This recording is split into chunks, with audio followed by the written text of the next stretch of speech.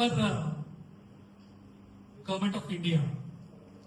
Education should be accessible to all. Accessibility means education should be reachable to all.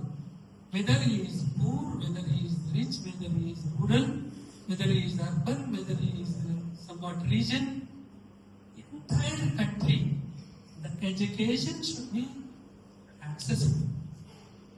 And equity means one is very rich, he has education. One is very poor, he is not having opportunity.